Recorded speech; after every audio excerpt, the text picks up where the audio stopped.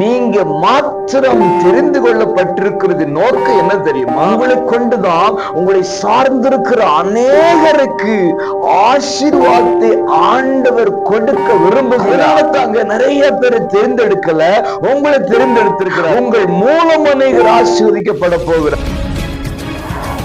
அன்பு உறவுகளே, நல்லவர் இயேசுவின் இன்ப நாமத்தில் உங்களை மனதார வாழ்த்துகிறேன்.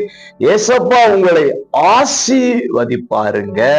ஏசாயா 51:2 அவன் ஒருவனாயிருக்கையில் நான் அவனை அழைத்து அவனை ஆசீர்வதித்து அவனை பெருக பண்ணினேன். பிரியமானவர்களே, இந்த சத்தத்தை கேட்டுக்கொண்டிருக்கிற நீங்கள், நான் ஒருவன் மட்டும்தான் ஆண்டவரை அறிந்திருக்கிறேன், நான் ஒருவன் மட்டும்தான் ரட்சிக்கப்பட்டிருக்கிறேன், நான் ஒருவன் மட்டும்தான் ஆலயத்துக்கு போய் கொண்டிருக்கிறேன், நான் ஒருவன் தான் என்று சொல்லி நீங்கள் சொல்லிக் கொண்டிருக்கிறவர்களா இருக்கலாம்.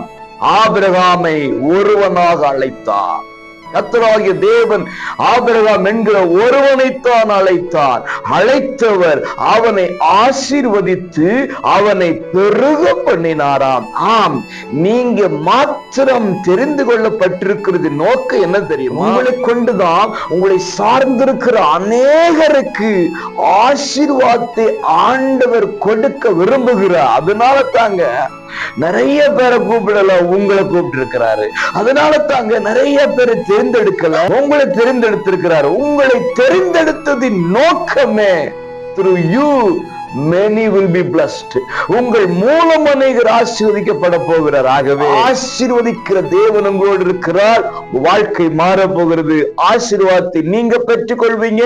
உங்க மூலம் ஆசீர்வாதம் புறப்படுகிற நாளாக இந்த நாள் மாறட்டும். ஆசீர்வதிப்பாராக. God bless you.